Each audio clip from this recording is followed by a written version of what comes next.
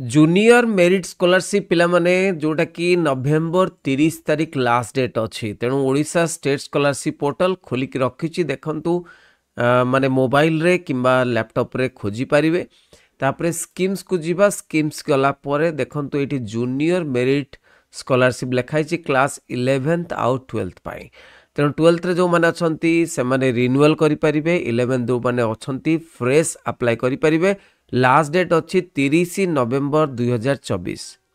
तो scholarship amount 3000 टंका per year माने प्रत्येक वर्ष मिलिबो एवं 10,000 स्टूडेंट को मिलिबो 10,000 पिला को मिलिबो बॉयज पाइबे 50% गर्ल पाइबे 50% रेशियो रे मिलिबो तेणु डिटेल को जीवा तेणु व्यू डिटेल को गले कौन कौन दरकार देखंतु जनरल पिला भी पाई परिबे एससी पिला एसटी पिला ओबीसी एससीबीसी ईबीसी पिला पाई परिबे +2 पिला ही अप्लाई करि परिबे एवं बहुत माने बढ़िया स्कीम अच्छी 6 लाख टंका पर्यंत इनकम सर्टिफिकेट देखै परिबे तुम निजर पेरेंट्स करो आउ मिनिमम मात्र 60% रखिथिबा दरकार मैट्रिक रे जो माने 60% रखिथिबे से माने अप्लाई करि परिबे कोन कोन दरकार Aadhaar card of student income certificate दरकार पेरेंट्स करो रेसिडेंस सर्टिफिकेट जो ओडिसा रो मु माने रहुची बोली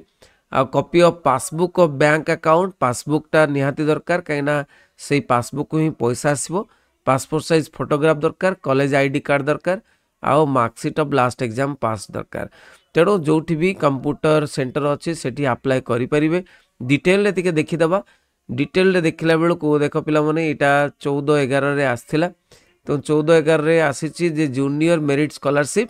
एवं प्रिंसिपल मानन को चिठी आईची जे जूनियर मेरिट स्कॉलरशिप उपरे आलोचना करिया पई पिला को जणै दबा पई तेणु online application junior merit scholarship को माने पाइबे देखंतु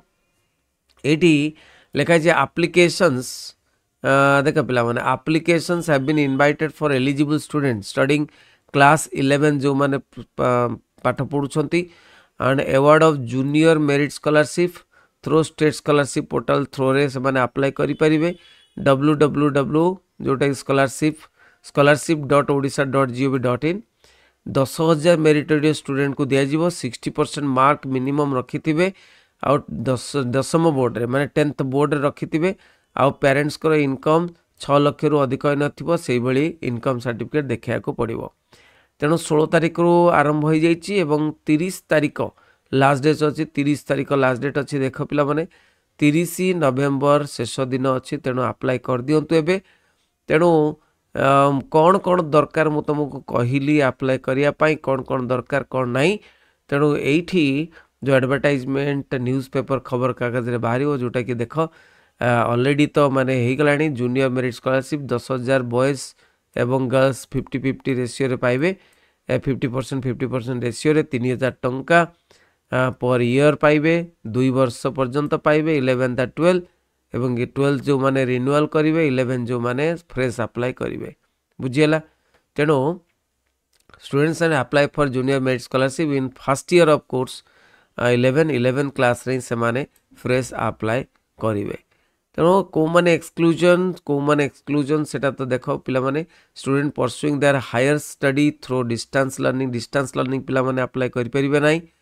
स्टूडेंट स्टडिंग एब्रोड बाहर जो माने देश बाहर पढ़ुछन से माने अप्लाई करि परिबेनी students already availing scholarship for pursuing their study under any other scheme state government और central government any other scheme पाउछन से माने अप्लाई करि परिबेनी student not validated for concern principal validate करिया को पड़िबो वैलिडेट कॉलेज आइकरी 11th रे अप्लाई करि परिबे तेणु निजर कॉलेज रो जो अछंती कंप्यूटर सर तांको देखा करंतु देखा करिकरी निजर